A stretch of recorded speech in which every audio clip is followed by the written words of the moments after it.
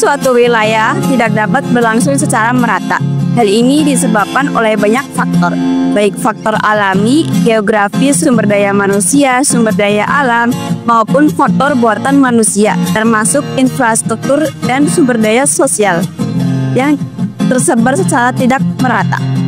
Selain menimbulkan ketimpangan dalam pembangunan, hal ini juga dapat menjadi salah satu penyebab timbulnya daerah tertinggal atau terbelakang.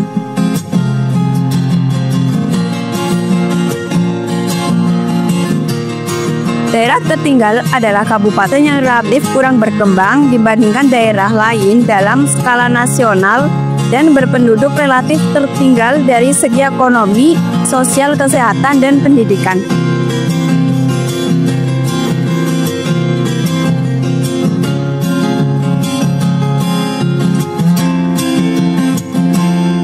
Kriteria dan karakteristik daerah tertinggal.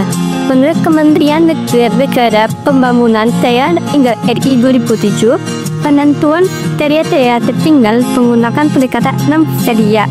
Yang pertama, perekonomian masyarakat. 2. Sumber daya manusia. 3. Prasarana dan sarana. 4. Faktor keuangan daerah. 5. Aksesibilitas. 6. Hak daerah.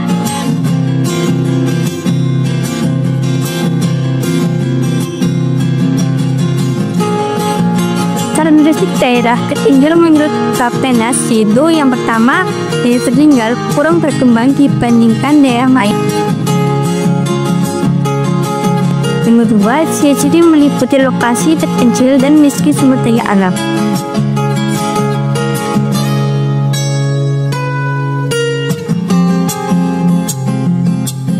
Penyebab dan indikator ketinggalan. Penyebab ketertinggalan. 1. Adanya sektor unggulan untuk pertumbuhan ekonomi.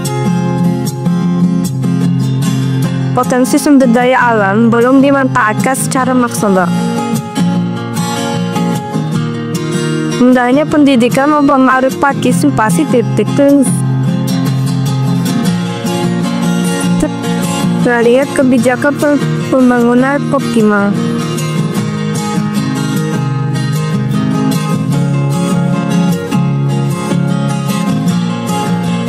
Indikator ketinggalan. Tingkat kemiskinan sekitar 50% penduduk hidup di bawah garis kemiskinan.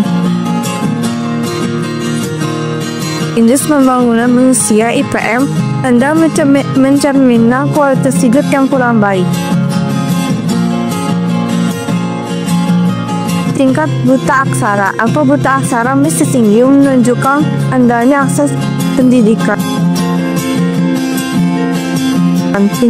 Infrastruktur, keterbatasan jalan sarana dan prasarana seperti kesehatan, data voltasi menghambat ketinggian.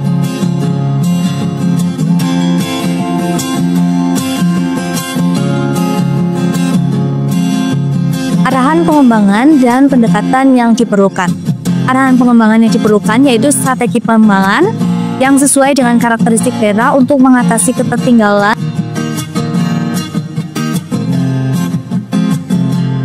Yang pertama ada strategi SO atau Sharing Opportunities, yaitu meningkatkan kerjasama pemerintah untuk pembangunan, mendorong usaha berbasis sumber daya lokal, dan optimalisasi pusat pelayanan di kecamatan.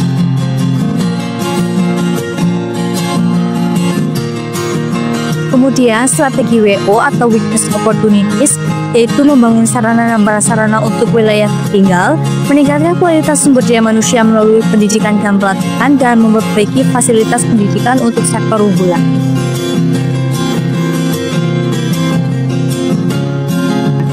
Kemudian strategi ST atau Strength It, yaitu mengintegrasikan sumber daya alam sebagai sektor unggulan, mengembangkan ekonomi lokal melalui kewirausahaan,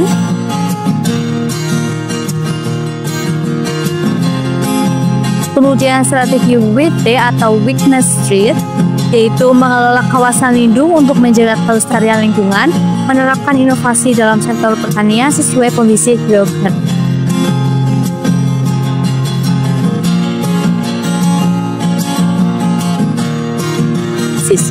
Kemudian pendekatan yang kedua yaitu memanfaatkan potensi lokal secara optimal, meningkatkan akses terhadap pendidikan dan pelatihan, serta membangun infrastruktur yang memadai untuk mendukung aktivitas ekonomi.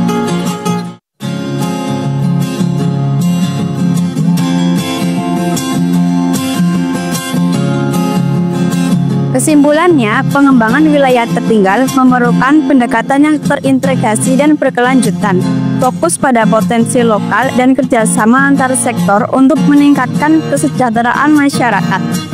Kerjasama antara pemerintah, masyarakat, dan sektor swasta sangat penting untuk menciptakan pertumbuhan yang inklusif dan berkelanjutan.